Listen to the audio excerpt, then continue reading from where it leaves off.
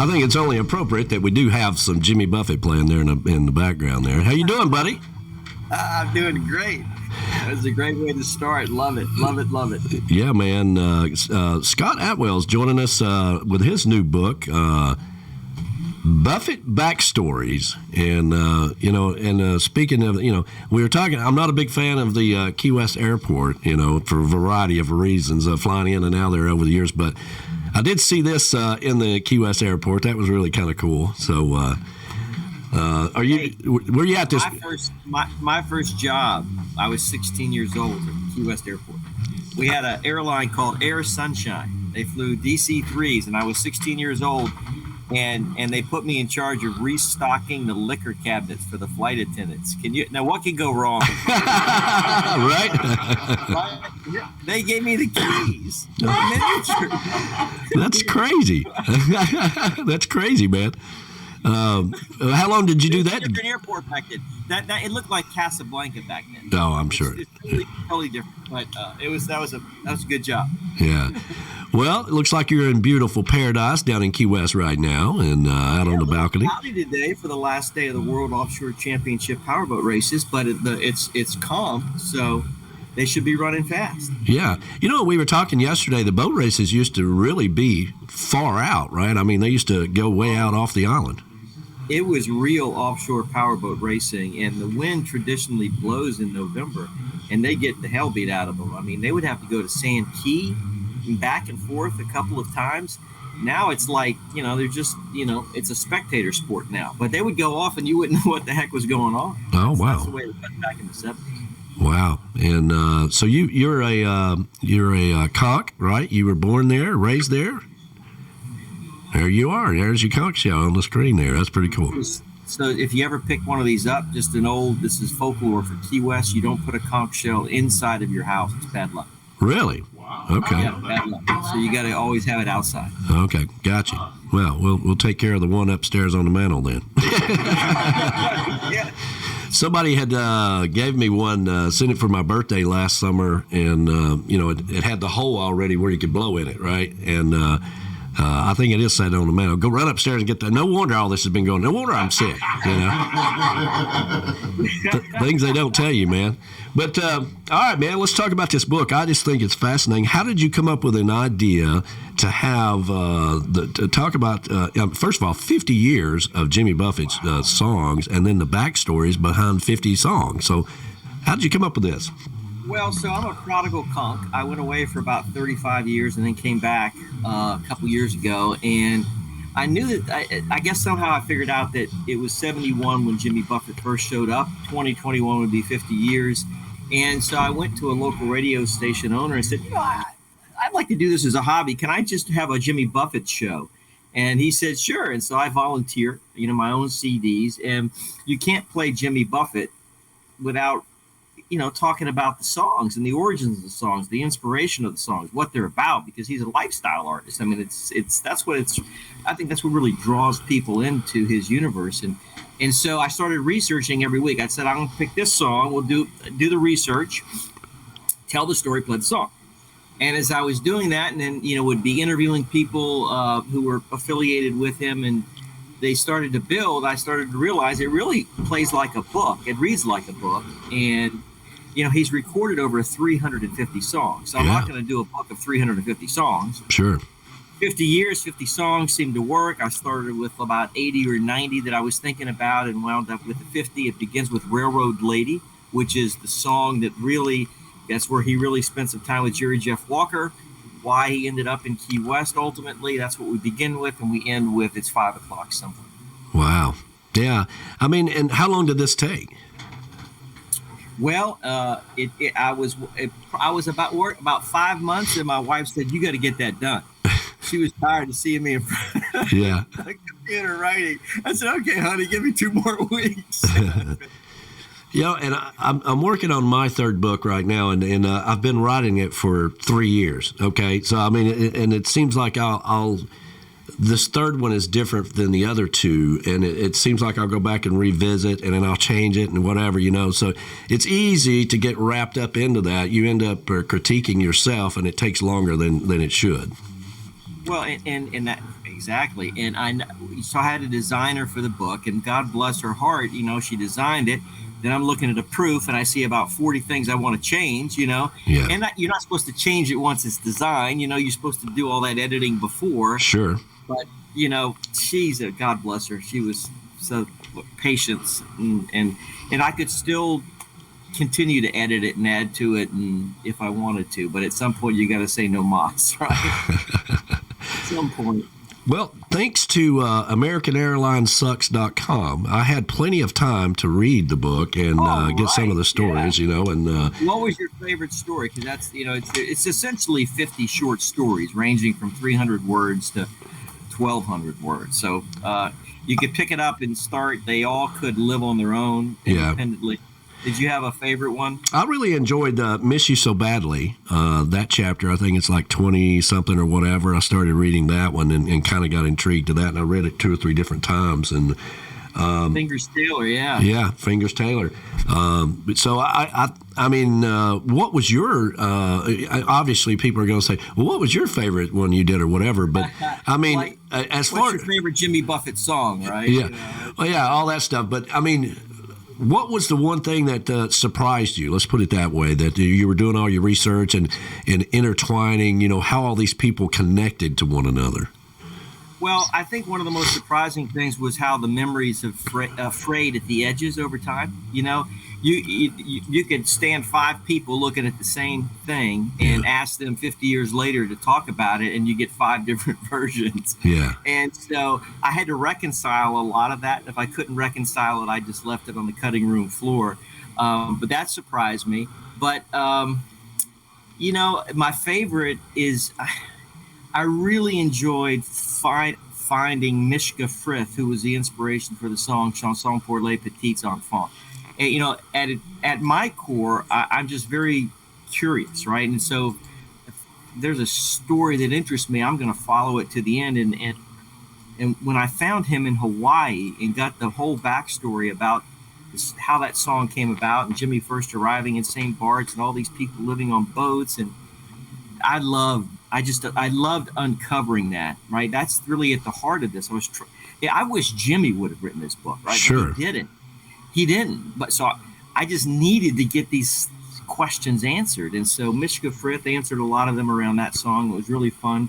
5 O'Clock Somewhere really had some interest for me because I had read somewhere that one of the writers came up with the line, it's 5 o'clock somewhere, because he was a teacher, and one of his fellow teachers, when school got out every day at 3 o'clock, said, hey, let's go get a beer. It's 5 o'clock somewhere. Right. And as soon as it was a fellow teacher, my mind just wanted to explode. Well, who is that guy?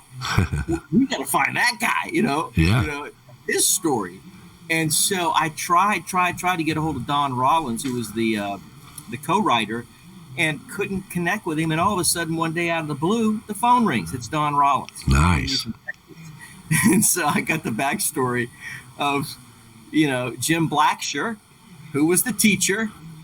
And I would have talked to him, but he passed away a couple of years ago. But even in death, there's interest in this because I look up his obituary and the family says nothing about his contribution to the American vernacular. I mean, this guy today, everyone says this guy is the reason we say that today. Yeah, I mean, it's part of the American, probably around the world. It's part of natural conversations. It's 5 o'clock somewhere. And it wasn't even mentioned in his obituary. I mean, me as a former writer, that would have been the lead line, right? Jim Blacksher, who coined the phrase, it's 5 o'clock somewhere, passed away on Tuesday, Yeah, it should be on his tombstone. 5 o'clock somewhere should be right there, yeah. So the fact that they didn't mention it is a story, right? So sure. Anyway. But those are that's the fun part of all this. I'm curious about these things, and I'm just going to follow them till the end, and that's how it all came about. Now, and I think I asked you this whenever we talked on the phone, but so does Jimmy know about this book? I have no idea if he knows about the book. When I saw Bob Lieberman, who wrote the foreword, and former tour manager, he spoke to him a few months ago, and I asked him if he had heard anything, and he said no. Jimmy doesn't need anyone writing books about him. Sure. He's totally capable of doing this, and I think he's if he's indifferent, I would be flattered. He's probably less than indifferent. Well, it's hard to tell, and you talked about Bob. We seen him at the Back to the Island Society. We had a private event over there, and he was there, and Keith Sykes and all those guys were there. And so we got to spend some time with him. But, yeah, Jimmy, but I would think that, because he is also a writer, right, that he would be curious, like, well, let's see if they got this right or not, kind of thing. Yeah, perhaps, but I don't know if I'll ever know. But speaking of Keith, it was great. I did get to see him last week. And he was the inspiration for one of my favorites, which is the history around Volcano, and all of that came from speaking to him on my radio show. Yeah. And we were sitting on the front porch of the hotel. It was Lieberman, Sykes, and myself, and this couple walks by, and they're in town for the Gypsies in the Palace thing, and they see the book, and they go, "Oh yeah, I just bought that at the bookstore here." And said, "Oh, really? Yeah. Well, this is the guy who wrote the foreword. This is the guy who has 2 of the chapters." And then I was there, and they wanted us to autograph. Keith Sykes asked me to autograph him. That's so cool. Now, that's good. That's good. That is good. Yeah, that's very cool, man. It was fun. Yeah, but I suspect Jimmy, who knows, I just, Jimmy, the guy's worth $500 million. Yeah. I mean, he's not worried about Scott Atwell in Key West in a book. I don't know. Well, we'll see how it all shakes out. It's out there now, and down the road, you never know. This might turn into a movie deal or something, and so you have to have research for these things. You never know what's going to happen. So I just think it's a cool project that you came up with. And I'm surprised that somebody else hasn't done it before. Well, right, exactly. And as I said, if Jimmy would have written it, I'd be just fine. And then I could go on my show every week and read from it and say, okay, we're going to lead into this song. Yeah. But it hadn't been done, and so it's just a different spin. A lot of the information is out there in pieces and parts, but it hasn't been put together in one product like this. And then add to it the interviews and the research, the new research. I approached it almost like a graduate school. I got a master's degree late in life, very late in life, and I found it to be very similar to that. A lot of reading and writing, and then research and writing, and reading and writing, and research and writing, and that's really sort of how it came together. So in the research, did you have to go out and go to somebody's house and knock on the door and get some real upfront information? Well, there's one example of me trying to do that, and I'll tell you in a second. But most of the time, having the radio show was a pretty easy way to approach this, right? You could, because it's, hey, I got this radio show. Would you come on and let's talk about Jimmy Buffett? I think the first person I had on was Travis Turk, who produced the very first album Jimmy ever did. And Travis was from Mobile, and so has known Jimmy forever. And that was the start of getting other people, other voices involved in this. And so it was an easy way to invite people into the process. A natural way. The one person I couldn't get that I really wanted to get was a woman named Teresa Murphy Sadler, who was Jerry Jeff Walker's girlfriend and had lived in the Keys in the 60s, and is the one who suggested, when Jimmy visited in November of 1971, she's the one who said, let's go to Key West. She's still alive. She lives in Safety Harbor, Florida. And I wrote letters, talked to her son, and really wanted to, because she was there. She was in the car with him. Sure, yeah. Down for the first time. And she has the additional connection that after she broke up with Jerry Jeff Walker and Jerry Jeff went to Texas, she came back to Key West and ended up marrying Phil Clark, the pirate.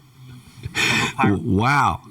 She was one of his 5 wives, and so part of the research that I did, that's a good example. You reminded me. I went down to the Monroe County Clerk of the Court to see what legal documents there might be down there, and I actually got 2 of them related to Phil Clark. His first divorce from a woman that I think he married up in New York, New Jersey, and then it was the divorce decree from Teresa Murphy Sadler. So I was able to piece together how long they were married and was able to still impart some information in that particular chapter, the Pirate Looks at 40. There's a lot of new reporting in the Pirate Looks at 40 chapter, because I also spent a lot of time with Carol Shaughnessy, who was one of the younger women, as the lyrics say in the song, that Phil Clark lived with, and his last girlfriend here in Key West. And so she actually, after he died, she actually came into possession of some of his possessions.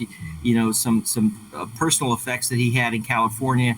She has his original death certificate, so I was able to nail down the date that he died, where he died. And when I was out in California a couple of weeks ago, I on something totally different, I decided to go and tell that story visually for my Facebook page, and went to the liverboard community in Richardson Bay near Sausalito, where he stumbled off the dock, fell in the water, and drowned, which is prophetic, because that's the lyrics that Jimmy wrote about so many years earlier. Sure. About, I feel like I drowned, gonna head uptown. Yeah. And I wrote that's what happened to Phil Clark. Man, it's just fascinating to hear all the backstories and read about all of them. I mean, I think you did a fantastic job with this, and it's a very easy read as well. I mean, you think 50 songs, 50 years, you think it's going to be like 500 pages, and and it's going to take you forever, but it's not. It's a very easy read, and I highly recommend it. I've already added it to on our TikiManRadio.com on the Tiki Bar Publishing page on the tab there. It's already on there for you, so. It should be in every parent head's stocking at Christmas, right? That's right. Yeah, there you go, man. Well, tell everybody real quick about your radio show. Yes, so it's on I totally screw up the format of this radio station. I mean, it's called Party 105.7, the Keys Party Station, and it's nothing but party music all day long. And then I come on at 10 o'clock on Sunday, very similar time frame. Yep. I'm up against you, for crying out loud. And I just screw up the format with Jimmy Buffett. And I got to be careful. They caution me, don't put in too many of his ballads. We love his ballads, right? But you got to pace yourself. Sure. So I put him in there judiciously, but it's the same time frame, so we don't want to draw any listeners away. Right? Well, man, I'll tell you, I'm a big fan of yours. I hate that we didn't get a chance to hook up when we were in Key West, because you had to go, but you made sure that somebody brought me the book, and I really appreciate that, man. That's very cool. Yeah. I'm sorry too, but next year, how about that? We'll make sure it happens, and we'll share a cold beverage and catch up. So thank you very much for the opportunity to be on your show. Really, really grateful for it. Yeah, man. Hey, it's my pleasure. All my pleasure, really. And so where can they get the book other than going to Tiki Man Radio and going to the Tiki Bar Publishing? Where else can they get it? Of course, it's on Amazon.com. And the first day that it was out, October the 1st, I was #1 in the country in music reference books. I don't know why. You have to choose the categories. I kind of think it's a music reference book. It's the kind of thing you put on the shelf after you read it. And then, 2 years later, the song will come on. You say, what was the... And you go grab it. But around Key West, the airport, which has been... you're a captive audience there now, right, when you're leaving, so why not have it there? They've done really well with it. And books in Key West. And I grew up with Christina Ruiz, who owns Kino Sandals. She's selling it over there, and a couple other places around town. But Amazon.com is the easiest. And we really didn't even talk about Bob Lieberman and how he got involved, but he was also on my show. And I sent him a copy, a draft, because I wanted to make sure I wasn't misstating anything, and he loved it, and he said, there's a lot of things I didn't know, and I was there. And I said, well, why don't you write the foreword? And he said, okay. And that's how that started. And that's been a real pleasure to get to know him in this process and work with him. So. Well, like you say, the fragments of time, people forget a lot of things, over time, and then when they're reminded by something, they're like, oh, wow, I remember that. That was kind of cool, Bobby was a challenge. He'd come up with, for instance, he went to Tahiti twice. So one time they did one particular harbor, but they went back a second time, and he got stories mixed up. And so he'd tell me one thing, I'd write it, get it changed in the book, and then he'd go, no, it was, there was a lot of that. Yeah. It's 50 years, and there was a lot of artificial inspiration involved in all. Oh yeah, I can imagine. Yeah. Yeah. Well, buddy, Scott, man, I can't thank you enough for taking time to come on the show and to tell everybody about this. And we're going to have that beer when I come back to Key West, okay? You got it. It's on me. I sure appreciate it. Thank you very much. All right, buddy. We'll talk to you soon. All right? Take care. So long. See you, brother. Bye-bye.